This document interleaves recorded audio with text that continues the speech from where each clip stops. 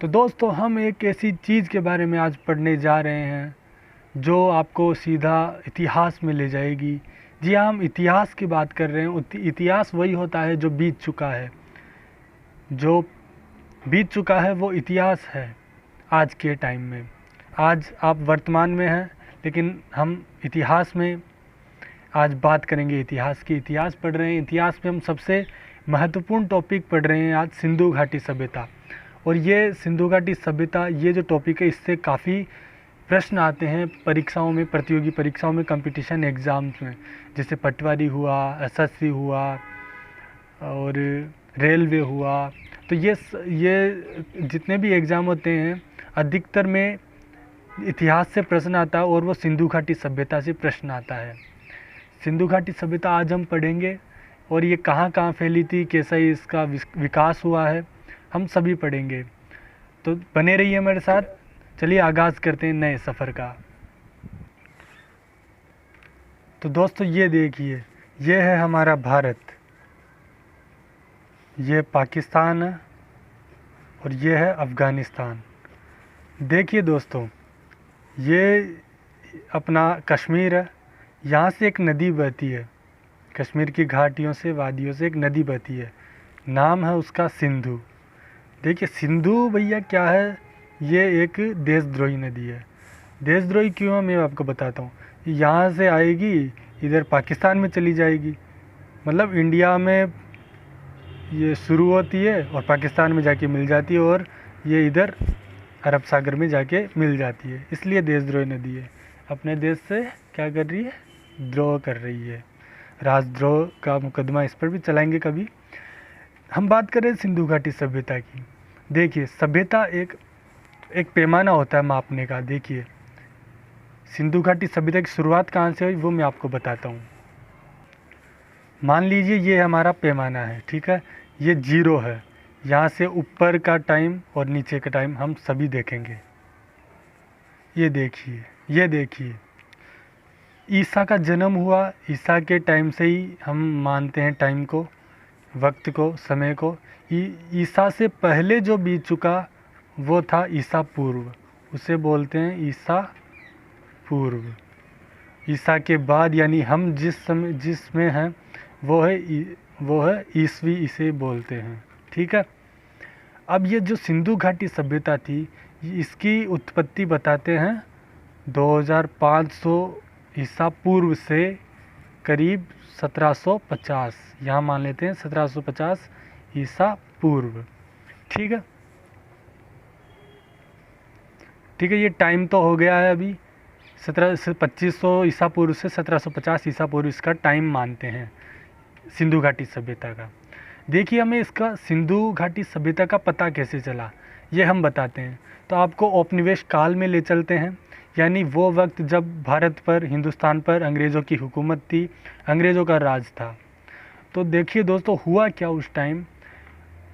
अभी पश्चिम, जब पाकिस्तान भी भारत में ही आता था तब, यानी ये जो एरिया था पूरा कांधार से बर्मा तक, अशोक ने किया था ना, कांधार से बर्मा तक इंडिया का साम्राज्य था। भारत उस टाइम इतना बड़ा चौड़ा था, लेकिन फिर कालांतर में हुआ क्या, पाकिस्तान भारत में था, ये ध्यान रखिए आप। उस टाइम, वो टाइम कब था, 1826, सन 1826 वो वक्त था, सन 1826। तो उस दौरान क्या हुआ, अंग्रेजी सरकार ने एक आदमी को नियुक्त किया, नाम था उसका चार्ल्स मैसन। तो इसको बताया, इसको भेजा गया हिंदुस्तान में कि आप देख के आओ, हमें रेलवे निर्माण करना है, रेल लाइन बिछानी है हिंदुस्तान में। तो कौन सी जगह बढ़िया रहेगी, मतलब ये जो रेगिस्तानी इलाका है इसमें आप देख के आओ कि क्या हालात है उधर, ताकि पहले इतना वो भी नहीं था, परिवहन के साधन इतने उपलब्ध नहीं थे, तो इसको आने में टाइम लगा होगा, ठीक है। चार्ल्स मैसन 1826 में निरीक्षण के लिए सर्वप्रथम आया था, ठीक है। तो इसी ने बताया कि ये जो थार का मरुस्थल है, जो पाकिस्तान में और ये भारत का कुछ हिस्सा है, अभी इसमें जो थार का मरुस्थल है, इसमें एक सभ्यता हो सकती है दबी हुई, अगर हम इसको, उसको क्या है, दो बड़े बड़े टीले दिखे थे, ये दो बड़े बड़े टीले दिखे थे उसको। तो हुआ क्या कि उसने बताया कि देखो यहाँ कोई प्राचीन अवशेष हो सकता है, प्राचीन चीज़ें मिल सकती है यहाँ पर अगर खुदाई करे तो। ठीक है भैया, इसकी बात को तब सीरियसली लिया नहीं गया था वैसे, तो इसका काम हुआ ख़त्म। ये याद रखिएगा, प्रश्न आता है कि सिंधु घाटी सभ्यता के बारे में सबसे पहले बताया किसने था, तो अपना आंसर क्या होगा, चार्ल्स मेसन ने। कब बताया था, 1826 में। इतना सा याद रखना है, ठीक है। अभी इसके बाद हुआ क्या,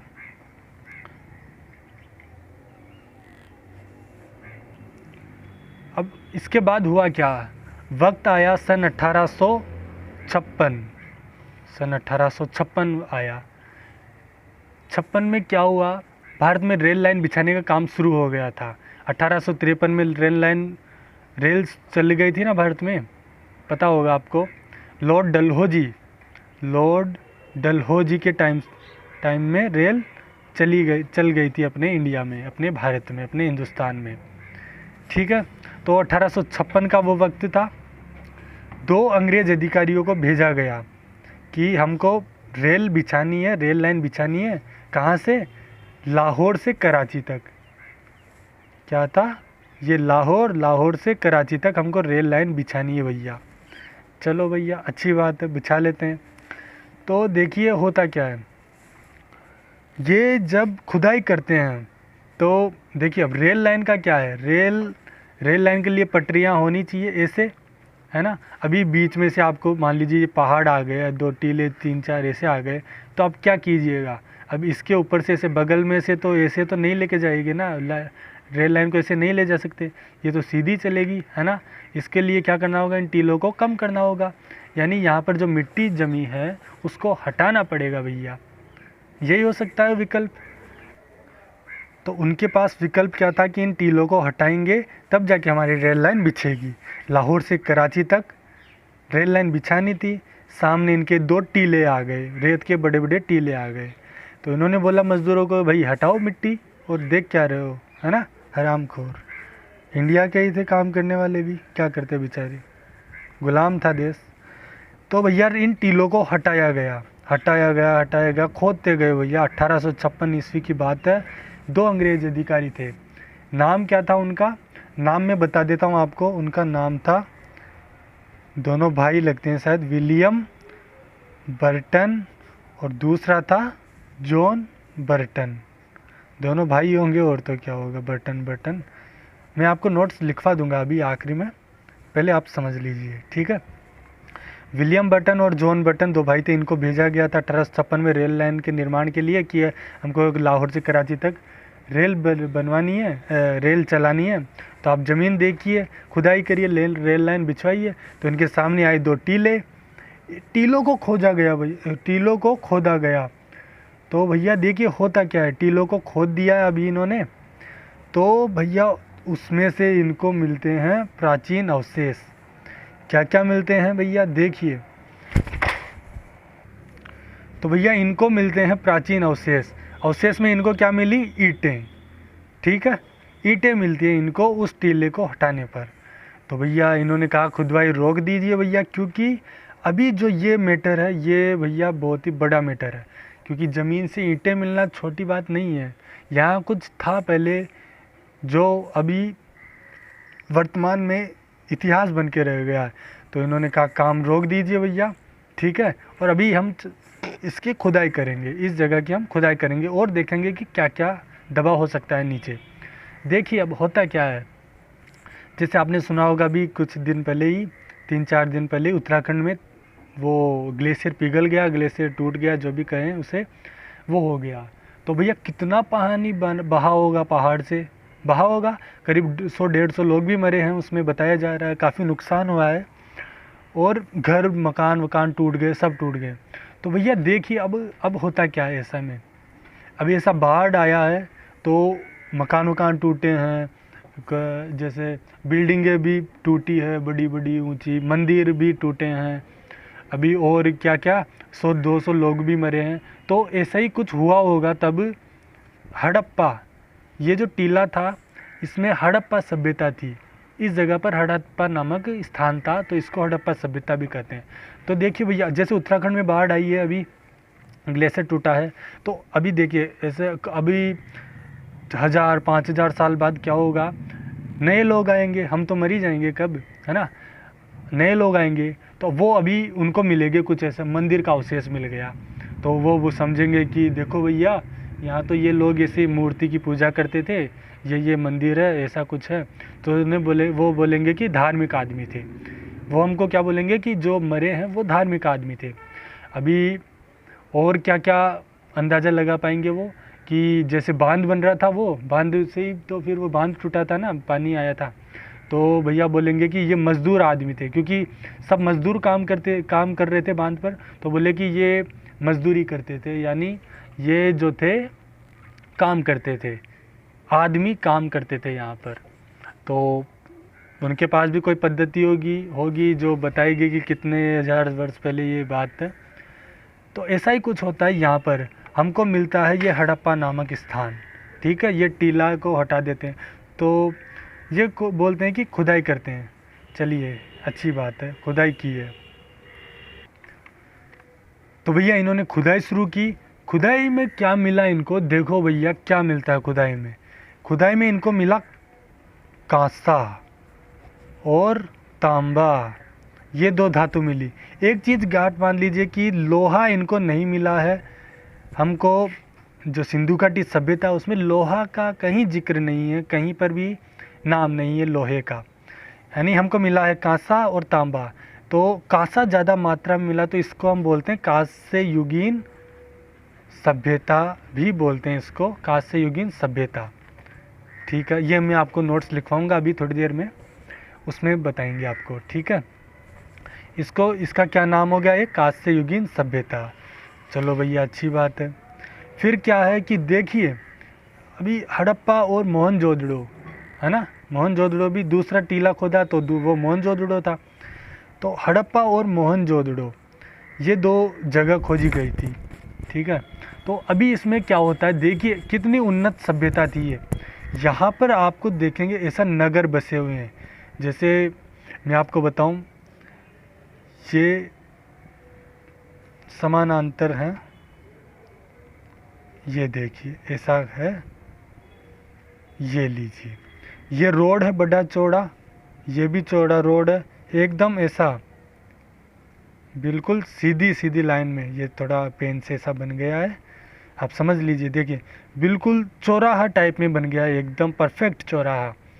यानी कि मतलब क्या था कि ये जो सभ्यता थी काफ़ी उन्नत सभ्यता थी, क्योंकि इसमें देखिए इतना बड़े बड़े रोड थे, है ना, काफ़ी जगह थी रोड में। और ये जो रोड थे ना, इनके इधर की ओर ये मकान है, इनके ये मकान है रोड के। हाँ एक चीज़ मैं बता दूं आपको कि ये जो सभ्यता के लोग थे ये मकान को रोड के दूसरी तरफ बनवाते थे, और दरवाज़ा जो था मकान का वो इस तरफ रखते थे, रोड की तरफ नहीं रखते थे, ताकि यातायात बाधित ना हो। तो देखिए कितना सोच समझ के ये नगर बसाया गया था। ये मकान है, इनके मुंह इधर की ओर है, ना कि रोड की तरफ। फिर इनमें छोटी छोटी गलियां हैं। और एक चीज़ और, ये जो रोड है मेन रोड है ना भैया, तो इसके कोने पे ये देखिए ऐसे ये कोना है, इसमें ज़मीन के नीचे नालियाँ दबी हुई थी।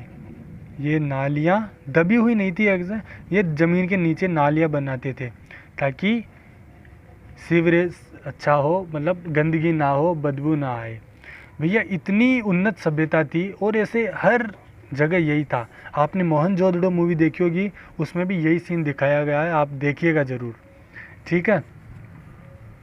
तो इसको क्या बोलते हैं, ऐसी सभ्यता, ऐसी विज्ञान तो देखिए गांव में तो संभव नहीं है, तो इसको बोलते हैं नगरीय सभ्यता। नगरीय सभ्यता भी बोलते हैं इसको, सिंधु घाटी सभ्यता को। तो 2 नाम हो गए, कांस्य युगीन सभ्यता, नगरीय सभ्यता, ये इसकी विशेषता है। और एक और बात मैं बताता हूँ, फिर अपना टॉपिक शुरू करेंगे ऐसा नोट्स वाइज। यहाँ जो आपने मोहनजोदड़ो मूवी देखी होगी, वो लोग क्या करते हैं, एक मूर्ति की पूजा करते हैं। मूर्ति की पूजा की है, देखो भैया ये कोई मूर्ति है, इसकी ये पूजा करते हैं ये लोग, है ना, पूजा करते हैं इस मूर्ति की। इस मूर्ति में यहाँ प्राप्त हुआ, इसकी इस मूर्ति के पेट से ऐसा कुछ पौधा निकला हुआ है और वैसा ग्लोब व्लोब कुछ बना हुआ है टाइप का ऐसा कुछ। तो बताते हैं कि ये ऐसा मानते हैं कि ये मातृ सत्तात्मक सभ्यता रही होगी। मातृ सत्तात्मक का मतलब क्या है, यहाँ महिलाएं प्रधान रही होगी, यानी महिलाओं को निर्णय लेने की स्वतंत्रता थी, है ना, मतलब यही हुआ मातृ सत्तात्मक सभ्यता। 3 नाम हो गए, कांस्य युगीन सभ्यता, नगरीय सभ्यता, मातृ सत्तात्मक सभ्यता।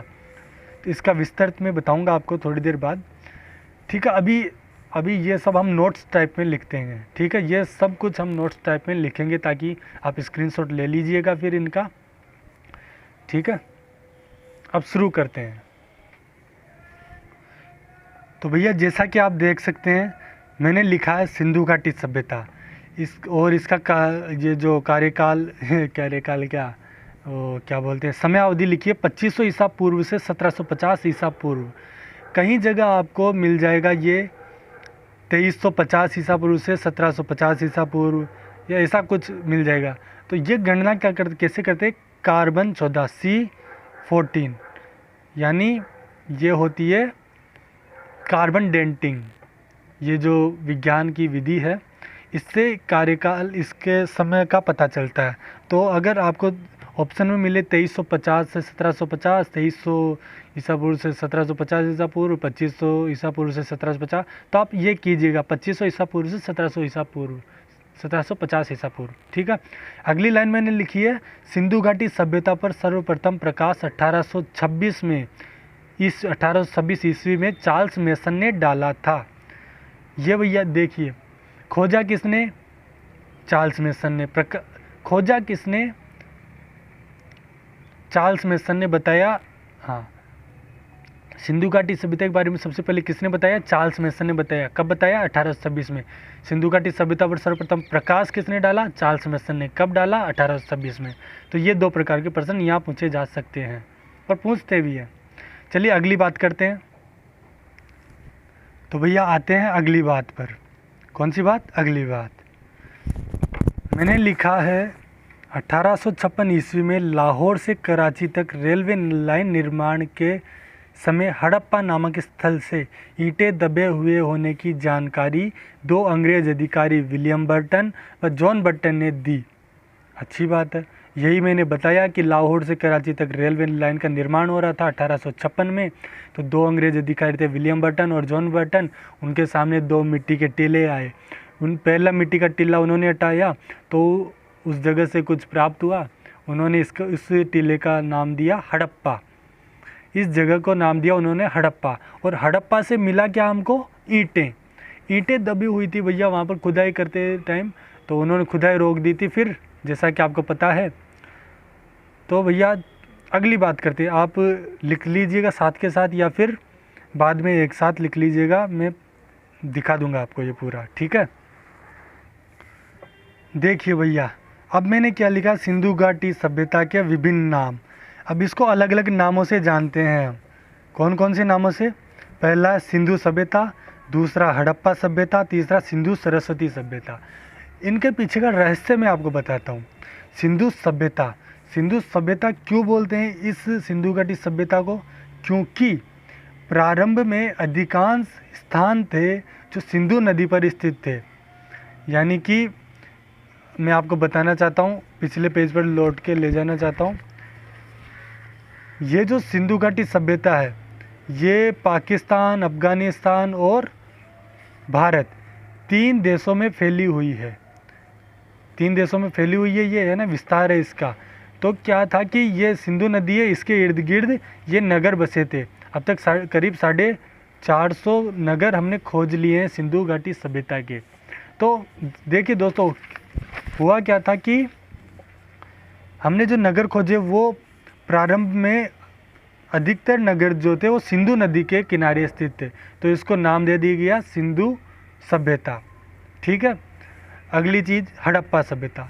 हड़प्पा सभ्यता आपने अभी थोड़ी देर पहले पढ़ा था, हड़प्पा नामक स्थल, यानी कि इन्होंने जो पहाड़ खोदा था, सबसे पहला जो वो स्थान मिला हमको सिंधु घाटी सभ्यता के संदर्भ में, वो था हड़प्पा नामक स्थान, हड़प्पा नामक स्थल था वो। तो इस वजह से इसको हड़प्पा सभ्यता बोल दिया गया। अब तीसरा है सिंधु सरस्वती सभ्यता। सिंधु सरस्वती सभ्यता क्यों बोलते हैं इसको, मैं आपको बताता हूँ। देखिए, भारत का विभाजन हुआ सन 1947, भारत का ये विभाजन हो गया, ये भारत ऐसे टूट गया, ठीक है, इधर पाकिस्तान बन गया, इधर भारत रह गया। तो देखिए दोस्तों, हुआ क्या, सिंधु नदी है, एक सरस्वती नदी है जो भारत में बहती है ना। अभी वो ज़मीन के नीचे या कहाँ विलुप्त हो जाए पता नहीं है किसी को।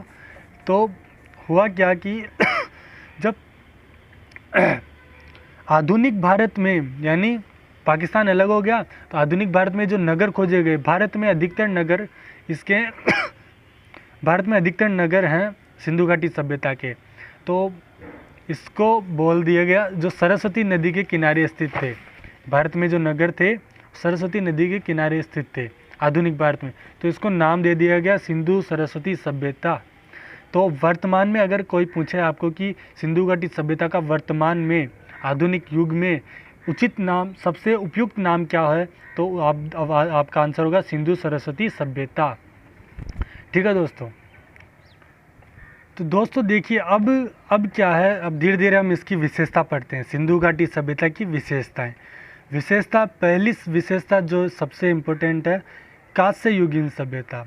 जैसा कि मैंने आपको बताया कि यहाँ पर तांबा और कांसा दो धातु प्रचलित थी, दो धातु की खोज हुई थी, हमको यहाँ पर दो धातु मिली थी, पहली थी तांबा, दूसरी थी कांसा। और यहाँ कांसा मैंने लिखा है, तांबा और कांसा धातु जानकारी प्राप्त होती है इस सभ्यता से, जिनमें से अधिकांश मात्रा में कांसा धातु प्रचलित थी। इसी कारण इस सभ्यता को कांस्य युगीन सभ्यता भी कहते हैं। तो ये इसकी विशेषता है। आपको परीक्षा में आएगा प्रश्न की सिंधु घाटी सभ्यता में कौन सी युगीन सभ्यता थी, कौन सी धातु सबसे अधिक प्रचलित थी, तो आपको आंसर होगा कांसा धातु प्रचलित थी, और कांस्य युगीन सभ्यता भी इसको बोलते हैं, सिंधु घाटी सभ्यता को। तो दोस्तों, अब ये आप जो है इस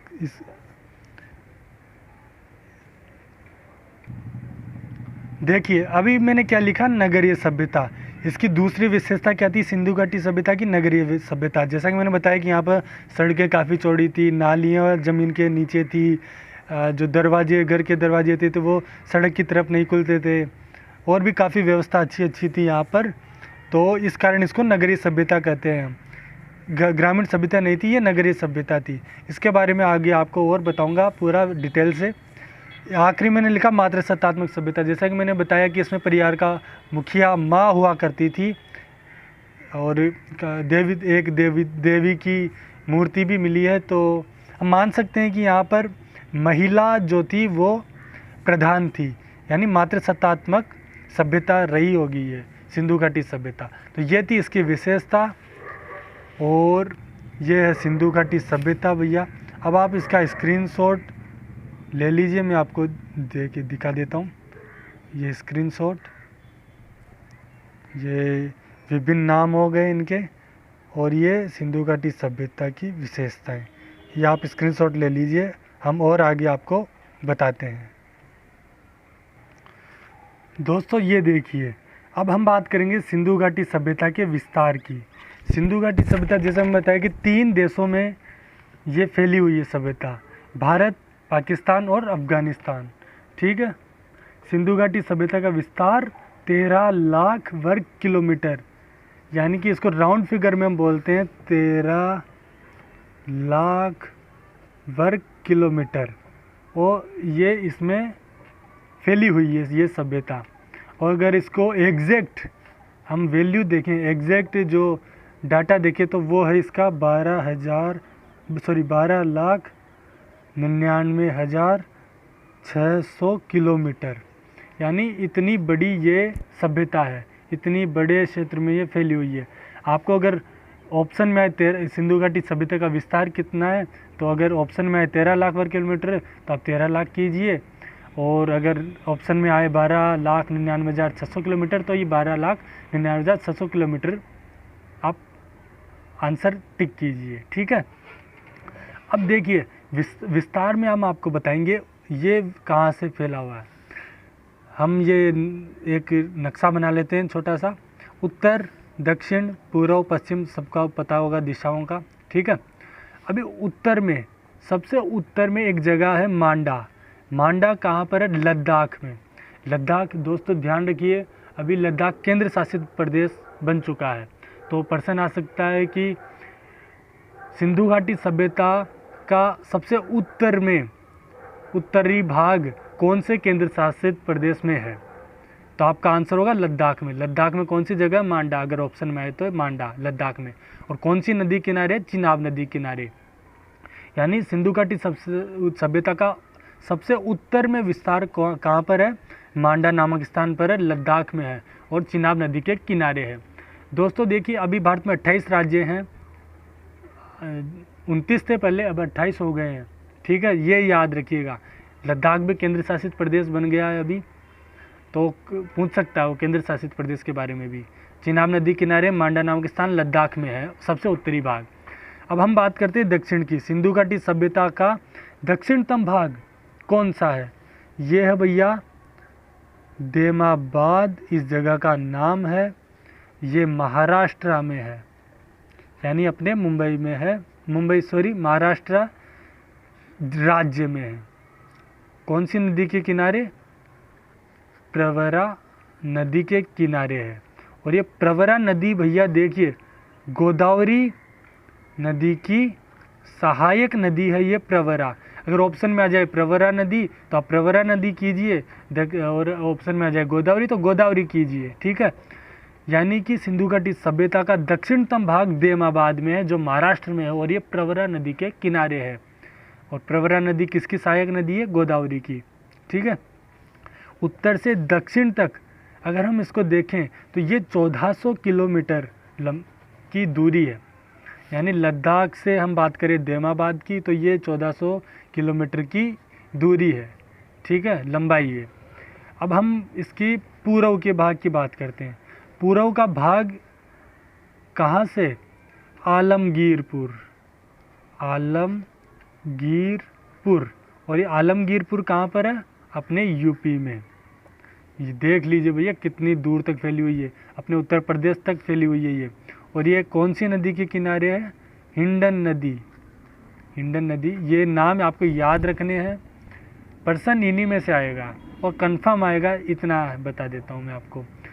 पूर्व में पूर्व में भाग कौन सा है? आलमगीरपुर यूपी में है और हिंडन नदी किनारे है। तो सब पूछेगा आपको कि सिंधु घाटी सभ्यता का सबसे पूर्वी भाग कौन सा है, तो आलमगीरपुर आपको जवाब देना है, यूपी में है और हिंडन नदी के किनारे है। तो नदी भी आपको ध्यान रखनी है। अब हम आ जाते हैं पश्चिम में। पश्चिम में देखिए भैया एक जगह है सुत्क गेंडोर। काफ़ी अजीब नाम है पर नाम है तो है, क्या कर सकते हैं, पाकिस्तान में ये सुत्क गेंडोर, ये सही बना लीजिएगा आप। और ये सुत्क गेंडोर कहाँ पर है? बलूचिस्तान में। बलूचिस्तान कहाँ पर है? पाकिस्तान में। और ये कौन सी नदी किनारे है? दशक नदी। ठीक है, सुत्क गेंडोर नामक जगह बलूचिस्तान में और दशक नदी के किनारे है ये। तो पूछ ले सिंधु घाटी सभ्यता का पश्चिमी भाग कौन सा है? सबसे पश्चिमी भाग सुत्क गेंडोर है, बलूचिस्तान में है और दशक नदी के किनारे है। तो भैया और ये देखिए पूर्व से पश्चिम की लंबाई 1600 किलोमीटर है। ठीक है, अब आपको याद क्या करना है इसमें मैं बता देता हूँ। सबसे उत्तर में भाग कौन सा है? मांडा लद्दाख में, चेनाब नदी के किनारे है। दक्षिणतम भाग देमाबाद सिंधु घाटी सभ्यता का जो महाराष्ट्र में है, प्रवरा नदी किनारे है। प्रवरा नदी नहीं आए तो गोदावरी कर दीजिएगा, गोदावरी की सहायक नदी है प्रवरा नदी। पूर्वी भाग की बात करें आलमगीरपुर जो कि उत्तर प्रदेश में और हिंडन नदी के किनारे है, सबसे पूर्वी भाग है। सबसे पश्चिमी भाग की हम बात करें सुत्क गेंडोर है बलूचिस्तान में और दशक नदी के किनारे है। ये 1600 किलोमीटर पूर्व से पश्चिम की लंबाई है, उत्तर से दक्षिण की 1400 किलोमीटर है। ये लीजिए आप स्क्रीनशॉट ले लीजिए पूरे का। और लिख लीजिए इसको आराम से जमा के। ठीक है भैया, अब हम अगली बात करते हैं। कौन सी बात? अगली बात, सिंधु घाटी सभ्यता मिस्र की सभ्यता से कितनी बड़ी है? 20 गुना बड़ी है, और मिस्र तथा मेसोपोटामिया की सभ्यता से 12 गुना बड़ी है। तो देख लीजिए भैया, दो सभ्यता मिलकर भी सिंधु घाटी सभ्यता का मुकाबला नहीं कर पाती, इतनी बड़ी है। दोनों सभ्यता मिल गए फिर भी 12 गुनी बड़ी है ये सिंधु घाटी सभ्यता। ठीक है, एक चीज़ और मैं बता दूं आपको, सिंधु घाटी सभ्यता का सर्वाधिक विस्तार जो है वो है गुजरात राज्य में, यानी भारत के गुजरात राज्य में इसका सर्वाधिक विस्तार है। करीब 200-250 नगर हैं सिंधु घाटी सभ्यता के, वो गुजरात राज्य में है। ठीक है, और स्वतंत्रता के पश्चात खोजे गए नगरों का अधिकांशतः विस्तार सरस्वती नदी घाटी क्षेत्र में है, ये याद रखिएगा। अभी हम बात करते हैं सिंधु घाटी सभ्यता की लिपि के बारे में। सिंधु घाटी सभ्यता की लिपि क्या थी? तो दोस्तों अब हम बात करते हैं सिंधु घाटी सभ्यता की लिपि के बारे में। लिपि क्या थी इसकी? भावचित्रात्मक कैसे कि जैसे ये कोई पन्ना नहीं, उस टाइम पत्थर पे लिखते थे शायद, तो अभी देख लिए ऐसा कुछ मैंने लिख दिया। ठीक है, ऐसा कुछ लिख दिया मैंने। ठीक है, अभी आप बोलोगे ये क्या लिखा है भैया, तो मैं बताऊंगा कि मुझे भी नहीं पता लिखा क्या है दरअसल, क्योंकि ये चित्र है, ये अजीब से चित्र हैं सिंधु घाटी सभ्यता की लिपि में जो लिखी हुई है उसमें, तो इसको पढ़ना मुश्किल है, बहुत ज़्यादा मुश्किल है। तो इसको हमने नाम दे दिया भावचित्रात्मक, यानी ये चित्रों में जो भाव छिपा है उसको वैसा नाम दे दिया भावचित्रात्मक। दूसरा बेस्ट्रोफेदर इसका नाम है, और इसका तीसरा नाम है गोमूत्री प्रकार। सिंधु घाटी सभ्यता की लिपियों के नाम कितने हैं? 3 नाम है, भावचित्रात्मक, बेस्ट्रोफेदर और गोमूत्री प्रकार, जो दाएं से बाएं और बाएं से दाएं ओर लिखी जाती है। यानी कि आप यहाँ से पढ़ना शुरू करोगे, फिर यहाँ से इधर से लिख देंगे ये, फिर ऐसे लिखेंगे, ऐसे लिखेंगे, ऐसे लिखेंगे, ऐसे लिखेंगे, तो भैया पागल हो जाओगे। तो ये है इसका सत्य, दाएं से बाएं और बाएं से दाएं लिखी जाती थी ये लिपि। और सर्वप्रथम पढ़ने का प्रयास किसने किया? वेडेल नामक बंदे ने किया। वेडेल नामक जो भी वैज्ञानिक, जो भी कुछ बोले आप उसको, उसने किया ये सर्वप्रथम पढ़ने का प्रयास, वेडेल ने। ठीक है भैया, तो ये था हमारा सिंधु घाटी सभ्यता का नॉर्मल सा एक बेसिक जानकारी। हम अब आगे आपको बताएंगे इसके बारे में। हम आपको अब बताने वाले हैं सिंधु घाटी सभ्यता के प्रमुख स्थल जैसे हड़प्पा हुआ, कालीबंगा हुआ, मोहनजोदड़ो हुआ, लोथल हुआ, तो इन सब के बारे में अब एक एक करके चर्चा करेंगे। ठीक है भैया, तो बने रहिए हमारे साथ।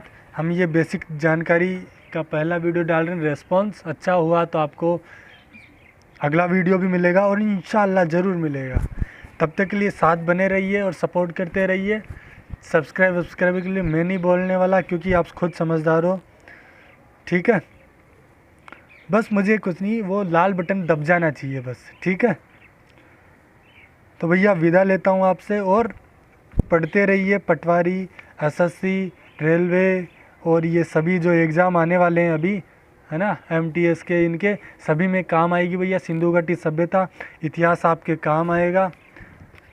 मैं आपको एक बार फिर ये पूरा डिटेल से बता देता हूँ। आप स्क्रीनशॉट नहीं लिया तो आप ये ले लीजिए, बहुत अच्छा टॉपिक है भैया, है ना।